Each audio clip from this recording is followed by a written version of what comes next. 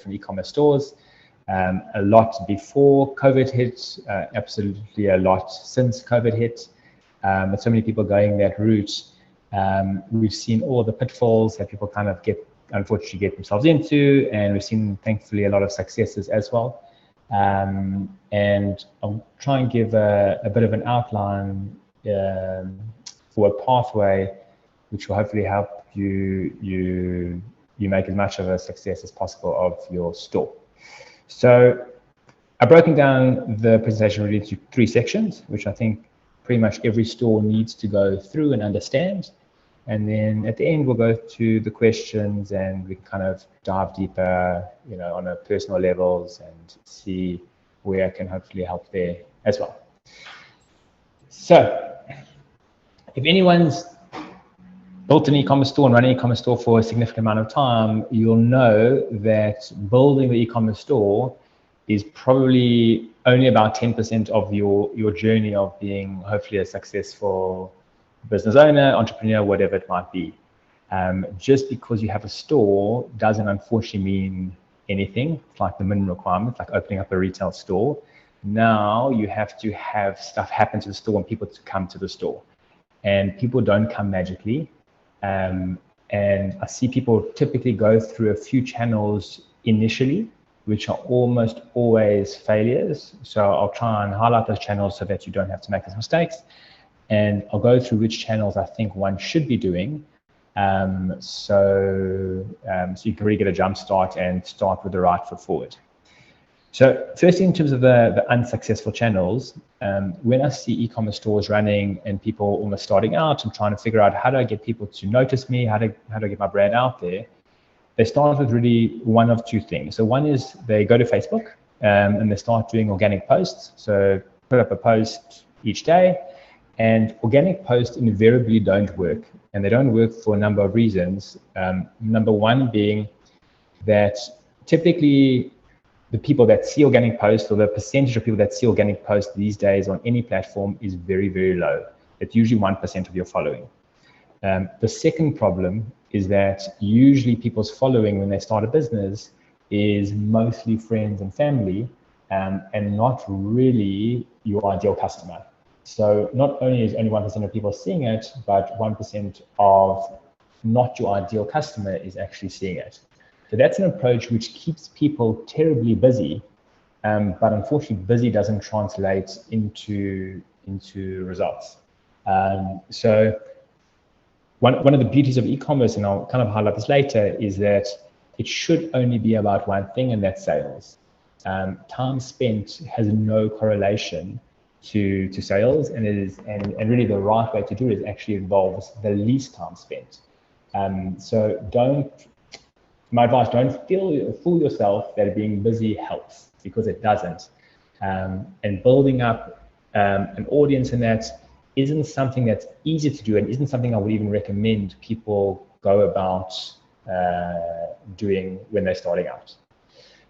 Number 2, or second thing that I see people do as the next step, when they try number 1 and number 1 doesn't work, they start to panic and start boosting posts. Because boosting posts feeds one's almost inherent desire to get responses and feedback, and that's what exactly they do. When you boost a post, you're going to get a fortune of people to see your post, and you're going to get lots of people that will like your post and lots of people that will comment on your post. But again, almost invariably, none of those people typically land up purchasing. Boosting posts for an e-commerce site where your goal is sales is probably worse than organic posting, in the sense that the results are typically the same, i.e. 0 sales, but the negative is that now you're spending money, where at least in the first case, you're keeping busy, but you're not spending money. But both of them are not routes to success, and both of them I would highly advise against. So enough doom and gloom. What does one do? How do we actually start? And this is where paid media comes in. And paid media for a starting store, or even an existing store, is really the route to success. And paid media really means that running ads on different platforms, whether it be social platforms, LinkedIn, Facebook, Instagram, or search platforms like Google, that's a way to capture or put yourself in front of the right audience immediately, and start then getting sales. What I'm going to go through today is really a little bit of tips and tricks in terms of each media source and almost what I feel people should be doing in each one, and again, which ones to do. So I've kind of highlighted 5 different mediums, which I think are often all worthy of consideration for e-commerce stores. It's important to also remember that one doesn't need to be everywhere. Just because you have a brand doesn't mean that you need to be on Facebook, Google, Instagram, LinkedIn. It might be that for your brand, Facebook's perfect, and for another brand, Google might be perfect. So these are the ones I think worthy of consideration, but definitely not something that every single brand has to do. If someone's played around with social, you see there's a number of mediums that I haven't mentioned. I haven't mentioned Pinterest, Twitter, and TikTok, and there's new ones every day. I think being in South Africa, where those other platforms don't have a small following, but they're definitely not your easiest route to success. So I think when you're considering your brand, I think the starting point is to consider what type of product or service are you offering, and answering that question or thinking about that question brings you to a point of understanding, is your product something that's searched for, that people are aware of that it exists, or is your product something novel that solves the problem? Now, every product out there solves the problem, otherwise it wouldn't exist. But understanding if people's knowledge around that product pre-exists or not really leads you to understand what medium you should choose. So if your product exists and people are aware of it, if the product is known and people are aware of it, so let's say you're selling golf clubs, well then Google's a great source because people are searching for golf clubs all the time. If your product is a new hat which prevents you from getting sunburned without putting on sun cream, but does it for the whole body and not just the face, it's a product which is a great product, but no one's aware of such a product exists. And then you're forced to go, which is not a bad thing, but you're almost led to go rather into a social context where you need to find the audience and push this product onto them, rather than relying on them searching for this product and then coming to you. So that's, I think, almost the first distinction one must think about and make clear to themselves is, does one use a search channel like Google, where there's really a pull media, or does one use a push channel like social, Facebook, Instagram, LinkedIn, where you're isolating an audience and showing that audience your particular product? The last one I have included, which is not really a paid media, which is email. I do want to mention it because it is a very powerful medium when used right. This really probably falls closer or more accurately in the direct marketing segment. But again, this would tick the boxes for similar to social. If your product is something that social works well with, email as well is an outreach type of platform. So I'll break down really some tips and tricks into 2. One for search, which is really Google, and the second one being social, where the understanding and the tips behind it are the same, whether it's Facebook, LinkedIn, or Instagram. So I'll kind of cover social as one generic topic.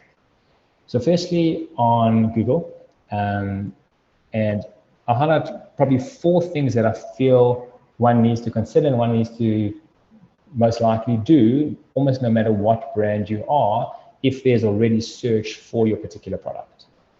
So number 1, and I've kind of included this little example of MailChimp below. So if anyone's not familiar with MailChimp, it's really just an emailing piece of software. And if you have a brand which is recognized, so perhaps you have a retail store already, and now you almost branch out into an e-commerce store, it's a big mistake not to bid on your own name. So here's like an example of MailChimp. And here's the search results when someone searches MailChimp. And what you find is that there's a number of competitors actually bidding on their brand. So essentially using their brand equity to get traffic to their sites. And just how Google works, it's particularly cheap to bid on your own brand.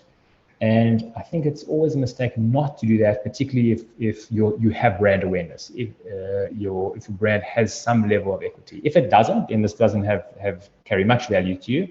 But if it does, I think it's almost a great starting point to begin with. Second to that is almost flipping that on its head, is really competitive targeting. So just how Freshworks and Intercom have targeted MailChimp's brands, this is a great way to almost leverage other brands' equity. Again, if you're perhaps a new startup or don't have that brand itself, but there's perhaps a few leading companies in your industry already, it's absolutely a great idea to actually bid on their names and use the fact that they've built this brand over a number of years, and your benefit is really you're able to get the traffic from those searches. Third one is possibly the most important one I'd like to highlight, and this is the biggest mistake I see people making when running Google campaigns. When you run a Google campaign, it's absolutely imperative to understand and to think about the search intent in a particular keyword in a particular industry. So I'll give you the example using soccer balls. So let's say you're a sports company and you're trying to sell soccer balls and trying to get people that are interested in soccer balls to come to your site.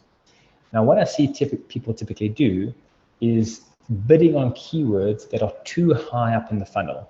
That means bidding on keywords that don't have that end purchase intent and typically attracting people that are still in the research phase rather than in the buying phase.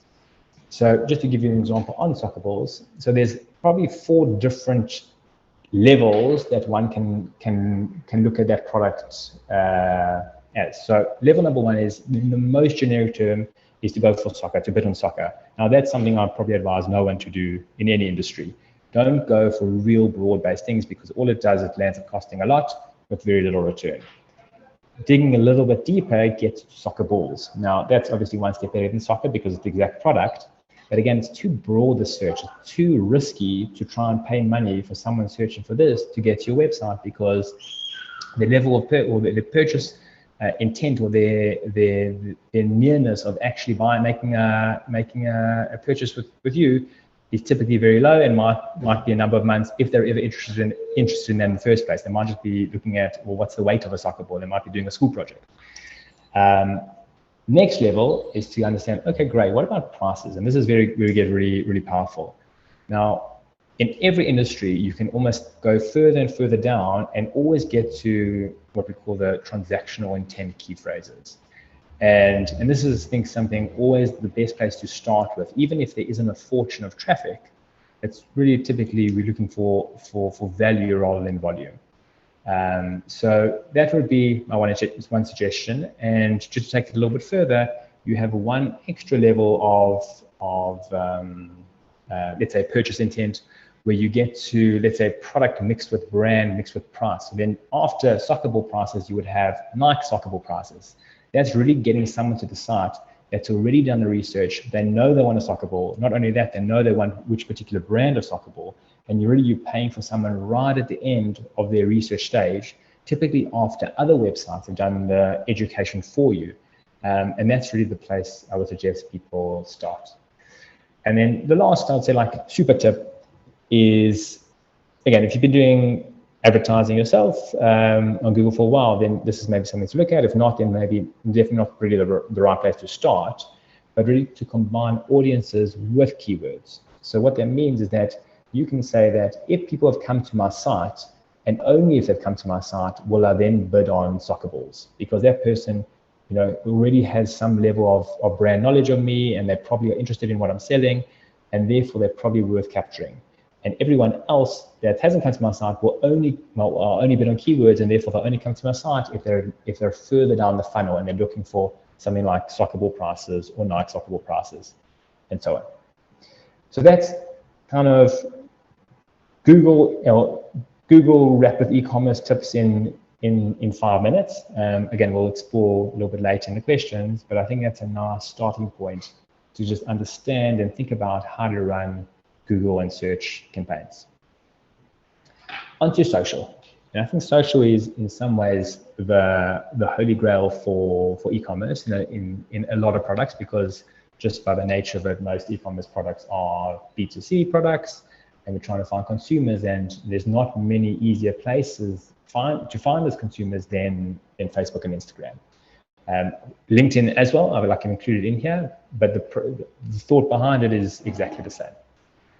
So when thinking about social, the number one thing that people stress on and obsess about is, what does the ad look like? What they're putting out to the world look like, and is it the right brand? Is it the right product? And as important as that is, it definitely takes a back seat to getting your audience correct. Can you show the right thing to the right person at the right time is really the number one thing that people need to figure out in order to make a social a successful e-commerce store. So I really say it's probably 80-20 split in terms of the importance of your ad needs to look right, and that's, let's say, 20% of the battle, but 80% of the battle is actually, can you show that ad to the right people? So what I put is that audiences are to social what keywords are to search. So when you're doing Google, finding a new successful keyword opens up a huge new avenue, or could hopefully open up a huge new avenue of customers.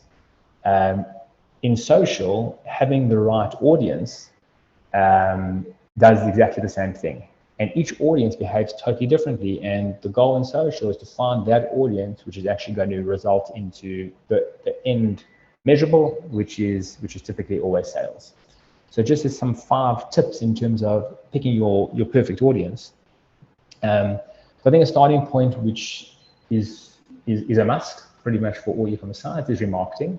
And remarketing basically means that anyone that's come to your site previously, however they've come, forms part of an audience, and then you can then target them going forward. One can get a bit deep in this and actually start targeting only segments of those people. So for example, let's say, again, going back to the sports store as the example, assume you sell tennis rackets, soccer balls, golf clubs, and so on. You can target specific people that have come to specific pages with specific ads. So if someone's come to the soccer ball or the soccer range, you can target them with soccer-specific ads. Same if they come for the tennis and golf and so on. So you can get quite detailed in your remarketing, but I think remarketing is probably a starting point for most businesses. Now, if you don't have an audience, so people aren't currently coming to your website, well, then that's not really an option for you. So your next, I would say, starting point is what we call hot audiences or warm audiences. And warm audiences are audiences that you can populate external from what happens online. So you can upload your email addresses. So that could be email addresses of contacts that you've had previously. You can upload any list if you choose to kind of, let's say, you want to buy a list or whatever the case is. And you can really essentially take any offline audience and input that into Facebook or Instagram or LinkedIn and start using that as a starting audience. Next one, which is a little bit similar to remarketing, is really just cart abandonment audiences. And this is, particularly if your store's already doing a certain number of sales, this is an absolute must for every e-commerce store. And basically what this means is that when someone makes a purchase or when someone interacts on your website, they will always go through the same type of funnel. That means they'll come to some starting page on the website. They'll then choose a product that they're interested in. They'll click that product, and then they start adding to the cart. Now, there's always a significant drop-off from the number of people that add something to the cart to the number of people that actually end up purchasing. And people drop off for a multitude of different reasons. They get cold feet, they didn't know there was shipping involved, all these different things which unfortunately exist. And a great route to recapture these people and not lose as many people as possible is to build a little remarketing audience just for that last part of the funnel. So just as they've abandoned their cart, so if someone's reached the cart stage but hasn't actually purchased, they'll form part of what we call is probably your most valuable audience, and you can start marketing to them and start almost reminding them of that, you've done a bit of the process, but you haven't completed the whole process. And this is something which I think is an absolute must if you have an e-commerce store that's already doing some sales at the moment. Last two audiences which are very important to mention is to understand interest groups, which exist on Facebook. So if someone's boosted posts on Facebook, they're typically chosen interest groups, and to understand the difference of implied and explicit interest groups. So when you go to Facebook and you choose your targeting, most people start with just basic demographic targeting. So I want to target people between 18 and 40, whatever the age group you're trying to target. We'll say male and female. And then there's the next section, which is really your interest group, where you can say, let's assume you're selling flowers. You can say, target people that are interested in flowers, and you leave it at that. Now, the question is, how does Facebook know what people are interested in? Now, Facebook obviously has a fortune of data, but these interest groups are not always very accurate, and sometimes they're wildly inaccurate. So just because you've typed in the interest group of flowers doesn't actually mean that person that you're going to reach is actually interested in flowers. Now, so the question is, what do you do? Now, I think the starting point is it's definitely worth trying it, because sometimes those interest groups are accurate, but it is important to understand that there are what they call explicit interest groups, which are absolutely accurate.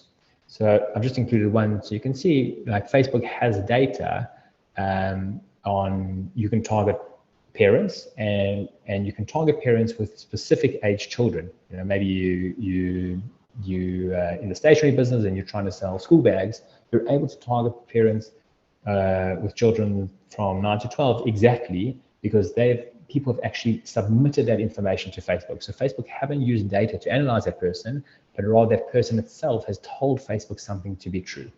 Another example is, which is like kind of a common example for explicit audiences, is targeting marital status. So you're able to target people that are engaged very easily, because when people get engaged, they typically go to Facebook and update their relationship status to say, I'm engaged, or I'm married, or whatever the case is.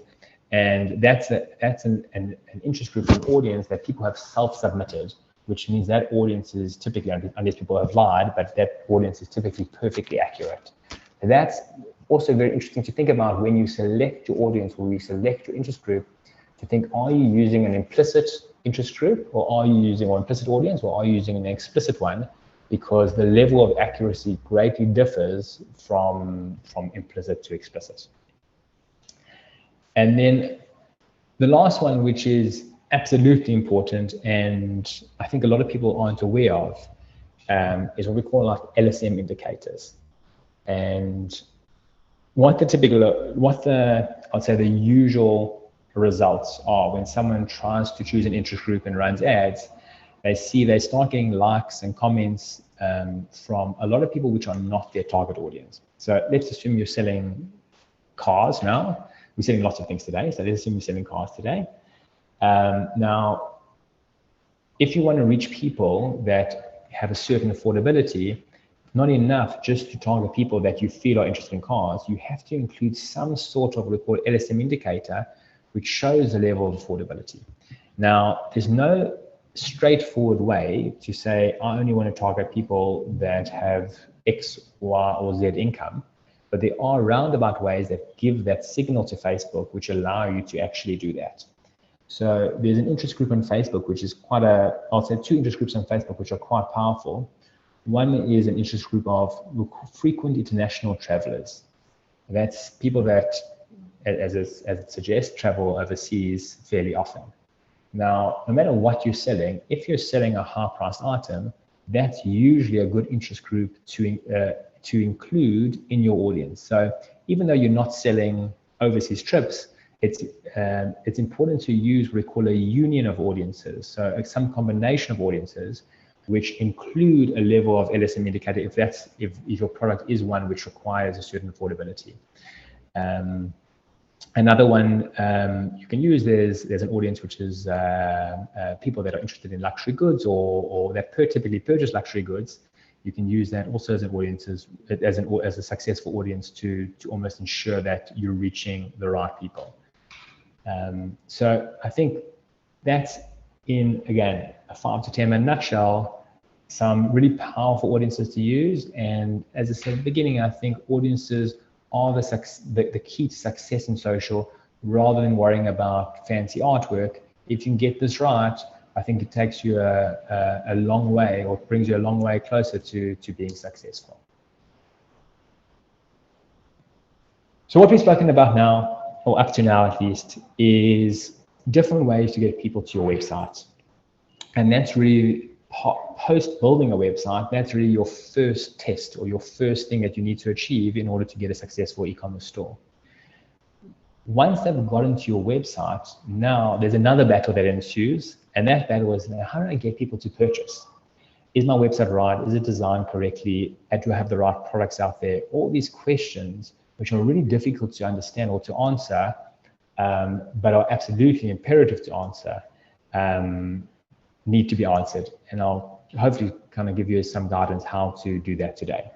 So just to give you some maybe a little disappointing stats, that the average benchmark of what we call conversion rate, that's the number of people coming to your website that actually purchase, is typically 2%. That's the global benchmark. So for every 100 people coming to the website, usually on a successful website, 2 of those 100 will actually end up buying, which is depressingly low, but that's just the reality of e-commerce and how it works.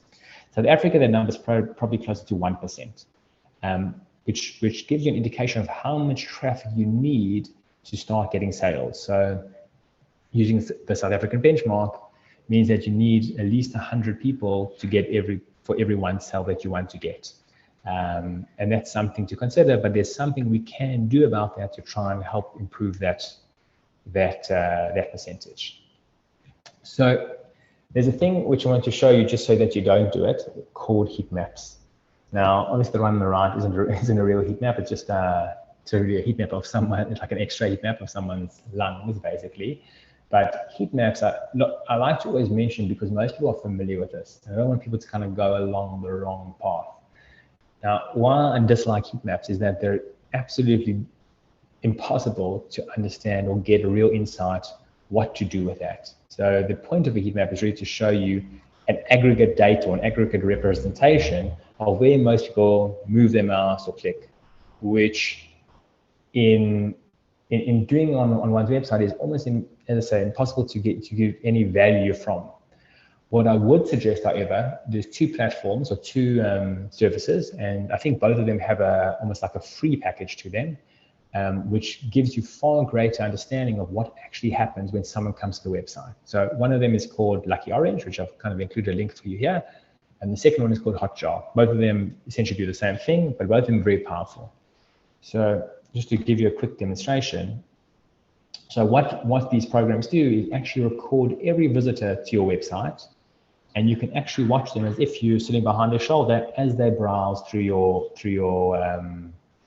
website.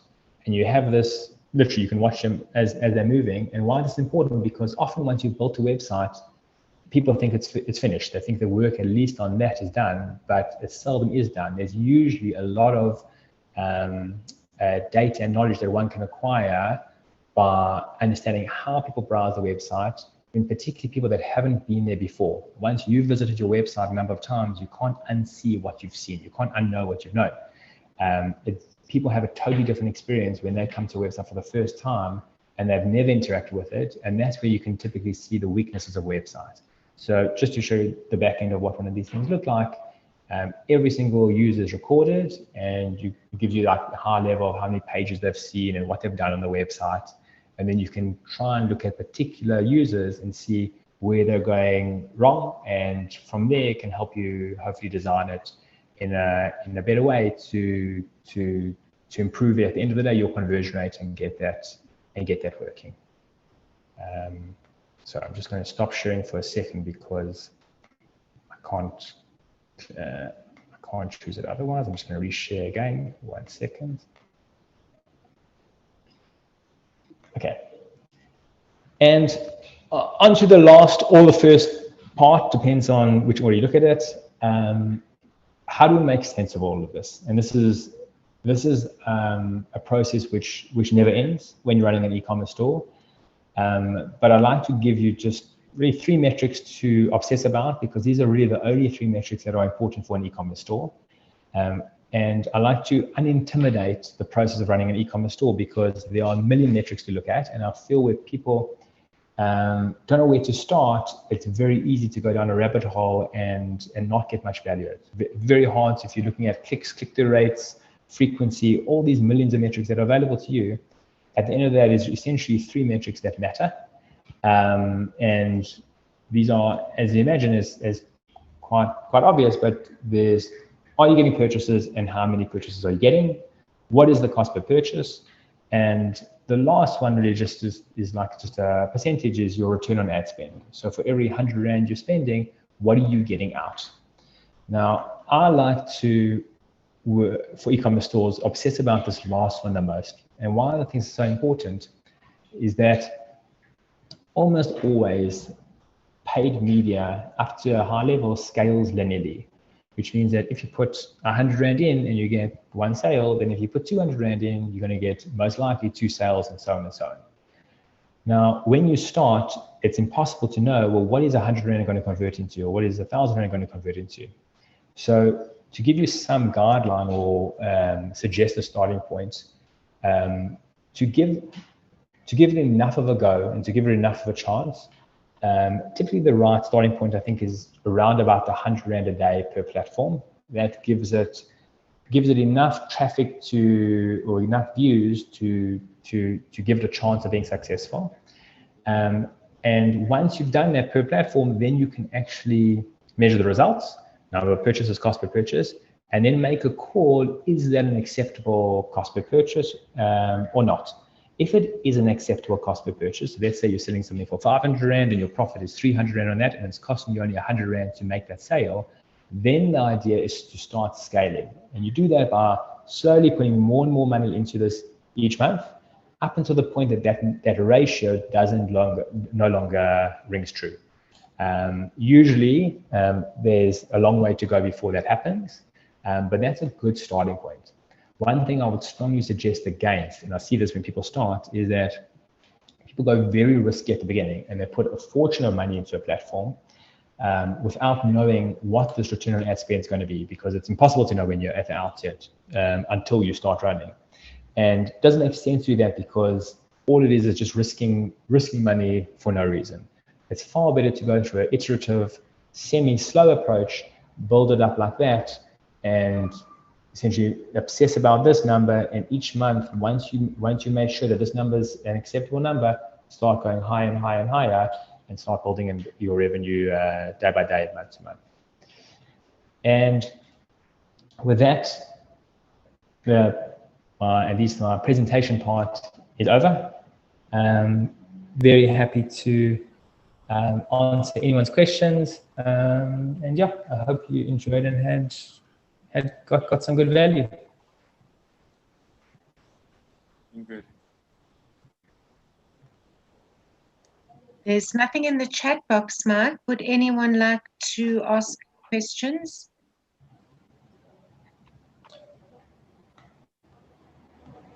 No, I'm happy. Cool. Also happy, no questions. That's all good. So I think, Mark, when we spend time with you, first you taught us digital, then it was LinkedIn. And every time we spend time with you, we learn something else and we think, oh gosh, where to from here? So we're so grateful to you for all the input that you give our businesses, our mentors as well, and for all that you do for AutoSA and AutoJet. I thank you for an absolutely incredible presentation. It's always a pleasure to have you spend time with us. I see a question has come through, one question from Philip. He said, is there a correlation with private branding? And if yes, what? Please, could you discuss that? Can Philip speak? I just want to understand. You can unmute yourself. Hi, Philip. There we go. Hello. Sorry, do you want to? I don't quite understand that. Just tell me about. You mean like personal branding and how do that translate into the business success, or? So you get businesses that have their own private brands, like Pick n Pay have no name brand. Checkers call it something else. Macro call it something else. Is there a direct correlation between the e-commerce and that? And if it is, how does it work? Fine. Okay. So it might answer it, it might not exactly answer it. Just, you'll let me know. So it's absolutely different selling a recognized brand to the same product or in the same industry that is not a brand. So for example, let's say you're selling shoes, it's very different selling all-star shoes than it is to selling private label shoes if that brand doesn't exist. People typically, brand is absolutely a shortcut to success, making everything easier. Yeah, with brand, particularly if you're not the owner of the brand, so like different to Pick and Pay, like let's say you're a shoe retailer and you're selling Nike, but there's also 1,000 other people selling Nike. It obviously brings its own complexity. But I'd probably say, given the fact that there's definitely lots of competition selling a popular brand, it's still an easier route than selling a no-name brand, even if you're the only one selling that no-name brand. Thank you.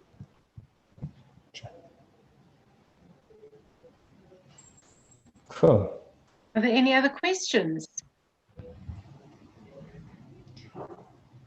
No. I think that's So, it. thank you all for joining us this afternoon. It's been incredible for all participants